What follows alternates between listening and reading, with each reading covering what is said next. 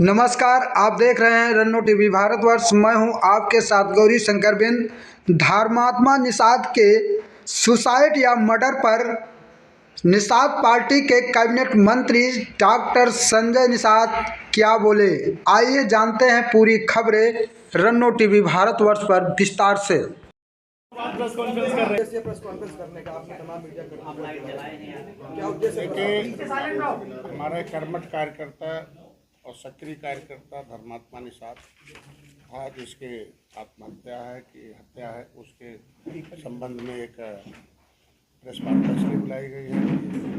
एक तो मीडिया बंधुओं को धन्यवाद देना था कि उन्होंने तथ्यों को सामने लाया और उसको गलत संदेश जाने से रोका है।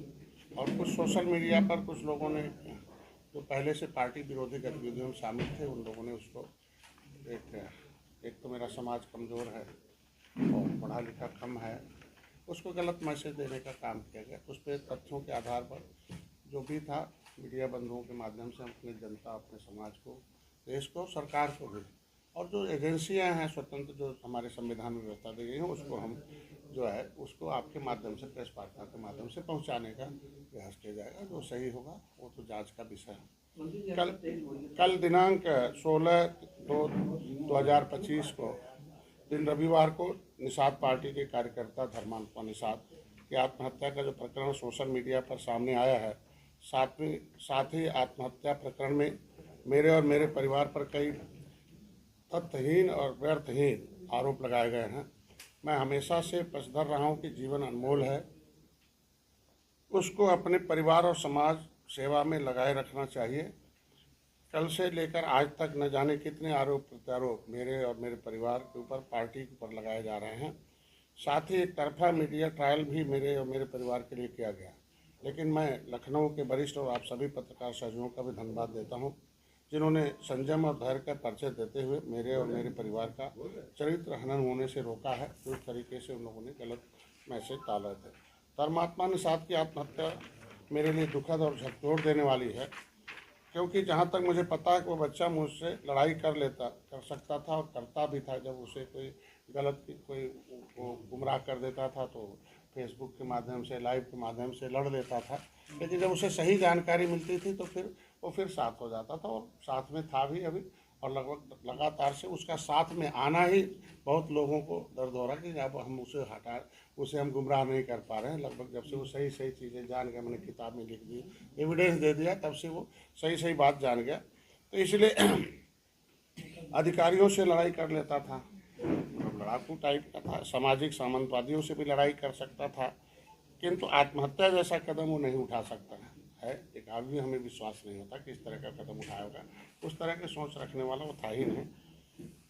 मैं स्वयं इस प्रकरण की उच्च स्तरीय जाँच की मांग करता हूँ और इस प्रकरण की जांच निष्पक्ष हो। जांच अधिकारी व पुलिस अधिकारियों से भी कहूँगा कि मेरे द्वारा इस प्रकरण में कुछ विषय रखे जा रहे हैं, उन विषयों को संज्ञान में लेते हुए जांच की जाए, क्योंकि जांच अधिकारी के सामने हमें अपने जो हमारे पास एविडेंस है वो पहुँचना आवश्यक चाहिए।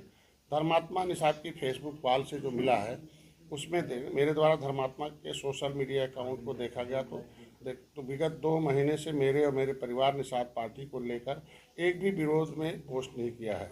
हाल ही में 13/1/2025 को निषाद पार्टी का संकल्प दिवस जो अधिकार यात्रा था, उस समय महाराजगंज गोरखपुर पहुंचने पर धर्मात्मा निषाद स्वागत में, रैली में, हर सब में था और उसमें बढ़ चढ़ के हिस्सा भी लिया, मंच पर थे और तमाम देखा होगा आपने, उसने पोस्ट भी किया था। और मैं खुद ये समझने में असमर्थ हूँ कि अगर किसी व्यक्ति या मुझसे या मेरे परिवार से या मेरी पार्टी से कोई द्वेष भावना होती तो 1/2/2025 तक मेरे परिवार मेरी पार्टी की तारीफ क्यों करता। 13/1/2025 के बाद मैं गोरखपुर में नहीं गया हूँ बस, और तब से लेकर आज तक उससे मेरी बात भी नहीं हुई। और मेरे बेटे प्रवीण निषाद की लगभग 2 महीने से भी अधिक समय से उससे बात नहीं हुई है। और मेरे छोटे बेटे सरवन से 4/2/2025 को फ़ोन पर बात हुई थी। उसमें मैरिज यूनिवर्सिटी के समय पर बात इस संबंध में हुई थी कि उसे सालगिरह थी उसकी। धर्मात्मा निषाद की फेसबुक वॉल से विगत 2 महीने में मेरे और मेरे परिवार, मेरी पार्टी के लिए किए गए पोस्ट के स्क्रीनशॉट हम आप लोगों को उपलब्ध करा देते हैं इसे वीडियो के माध्यम से। कि सही उसने लिखा है कि कि निषाद समाज के मान सम्मान की इस लड़ाई में मैं निषाद पार्टी के माननीय राष्ट्रीय के सभी क्रांतिकारी कार्यकर्ता पदाधिकारियों को हार्दिक बधाई एवं ढेरों शुभकामनाएं। संकल्प दिवस के शुभ अवसर पर जिस तरह का जोश और जुनून के कार्यकर्ताओं का देखने को मिला है, उससे यह प्रतीत होता है कि जिस तरह से 2015-2016 के बीच पार्टी के कार्यकर्ताओं का जोश जुनून देखने को मिलता था, वही जोश और जुनून अब पुनः पार्टी के कार्यकर्ताओं के अंदर देखने को मिल रहा है। और ये जोश जुनून से ये भी संकेत दे रहा है कि आने वाले दिनों में प्रदेश की सत्ता, देश की सत्ता किसके हाथों में होगी, यह निषाद पार्टी के कार्यकर्ता, निषाद समाज तय करेगा। सत्ता के दम पर निषाद समाज का अत्याचार करने वाले सत्ता के शैतानों, तुम भी कान खोलकर सुन लो। अगर यह लोग मित्रता निभाना जानते हैं तो समय आने पर अपने समाज को रक्षा हेतु लड़ना भी जानते हैं। धर्मात्मा निषाद हैं, उनके आईडी से 14 जनवरी इस है 2 महीने पहले ये करते हुए फोटो है और हम उससे पीपीटी में अभी आपको दे देंगे। ये जब से सही बात जान गया, गुमराह करने वालों से दूरी बना लिया और सही साथ हमारे कार्यकर्ताओं, मेरे द्वारा लिखी हुई किताबों को, और तभी तथ्य जब एक एक जान गया तब से वो हमारी पार्टी के साथ आ गया। तब से जश्न के मूड में देखे नाचते हुए मेरे साथ है। ये अभी 1 महीने पहले का, उसके बाद कोई पोस्ट नहीं लगाता रहा है। ये मेरे साथ यहाँ अभी देखते होंगे, ये मेरे गाड़ी पर खड़ा होकर स्वागत करते हुए मेरे साथ चलते हुए रैली में है, ये उसका फोटो। धर्मात्मा निषाद का ये पोस्ट है 1 फरवरी का। निषाद समाज की शान, युवा हृदय सम्राट, मेरे आदर्श लोकप्रिय यशस्वी विधायक बड़े भैया आदरणीय इंजीनियर श्रवण कुमार निषाद जी को जन्मदिन की हार्दिक शुभकामनाएं, ढेर सारी शुभकामनाएं। भगवान निषाद राज महाराज आपको ऐसे अथाशीघ्र राजनीति उच्च शिखर पर पहुँचाए, ये उसका है।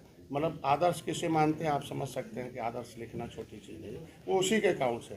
इतने पोस्ट देखने के बाद मैं अब आपके विवेक पर छोड़ रहा हूं कि क्या यह आत्महत्या का प्रकरण मेरे साथ संबंधित है या नहीं है। यह तो विचारणीय बिंदु है, सभी लोग विचार कर बुद्धिमान है। दूसरा, धर्मात्मा की फेसबुक आईडी से जो पोस्ट डाला गया है उसमें ऊपर फर्जी मुकदमे की बात की गई है।